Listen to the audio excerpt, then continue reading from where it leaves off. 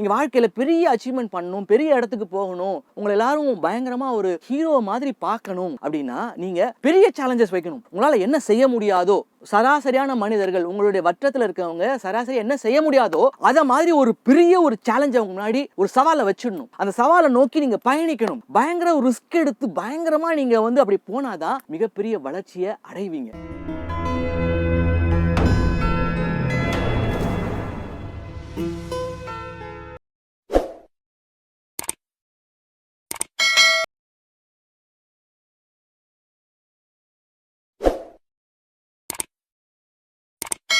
வணக்கம். நீங்க எப்பயுமே try to be a hero, ஒரு பெரிய ஒரு கதாநாயகன் போல அவங்கள பாருங்க.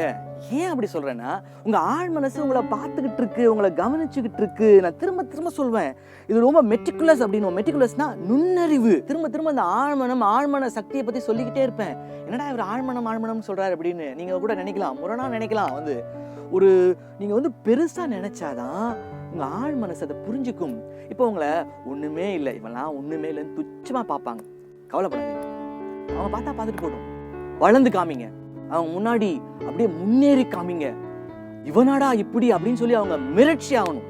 அந்த மாதிரி இருக்கணும் உங்க வளர்ச்சி. சரி சார், நீங்க சொல்றீங்க இந்த மாதிரி, அப்ப நாங்க என்ன சார் பண்ணலாம் அப்படின்னு கேக்குறாங்க. உங்களுக்குள்ள கேளுங்க, உங்களுக்குள்ளதான் இருக்கு எல்லாமே. Raise the question to yourself. What can you do better? இந்த கொஸ்டினை திரும்ப திரும்ப கேட்கணும். You have to just repeatedly ask the question to yourself. நான் என்ன செய்யலாம் என் வாழ்க்கையில வளர்றதுக்கு, திரும்ப திரும்ப அந்த கேள்வியை உங்களுக்குள்ள எழுப்புங்க. உங்களுக்குள்ள ஆன்மா இருக்கு, உங்களுக்குள்ள இறைவன் இருக்கார். அப்போ ஒரு ஆன்சர் கிடைக்கும், உங்களுக்கு பதில் கிடைக்கும், இல்ல புலப்படும்.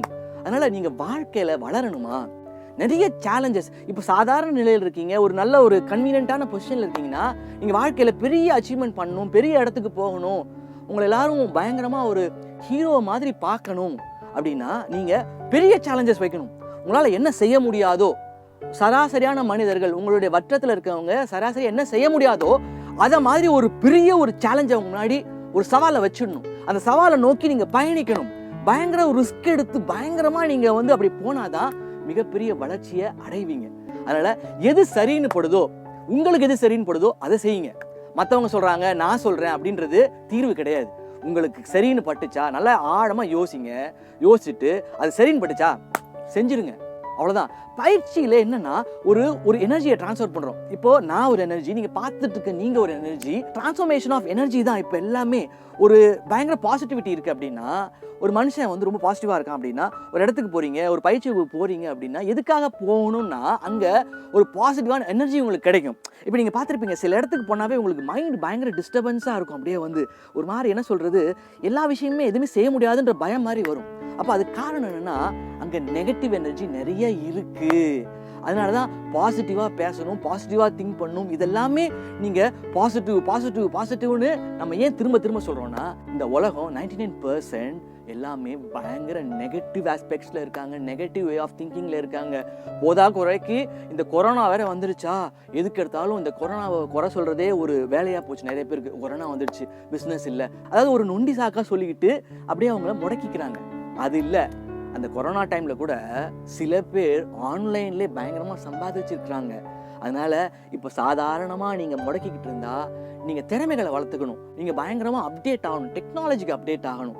அப்போ இந்த உலகம் ரொம்ப விசாலன்றது புரியும். இங்க இருந்தபடி நீங்க ஒரு பிரான்ஸ்க்கோ ஒரு சுவிட்சர்லாண்டுக்கோ நீங்க இன்னைக்கு ஆக்சசிபிள், நீங்க தொடர்பு கொள்ள முடியும், அங்க பரிவர்த்தனைகளை பண்ண முடியும்.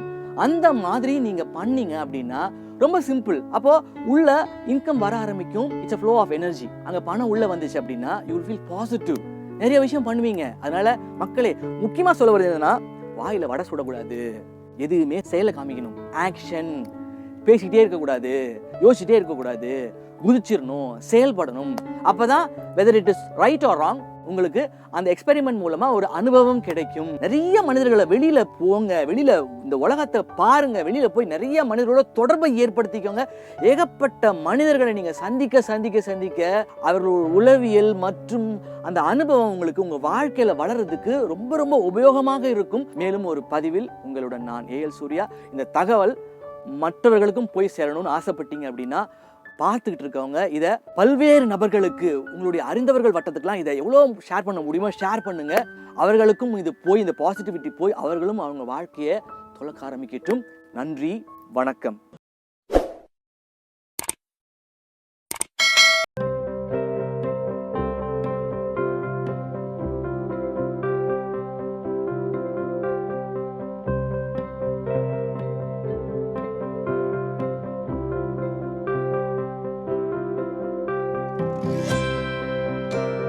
இதை போன்று மேலும் பல அபரிமிதங்களுடன் உங்களுக்கு ஆற்றலாகவும் நம்பிக்கை ஒளியாகவும் ஏஎல் சூர்யா.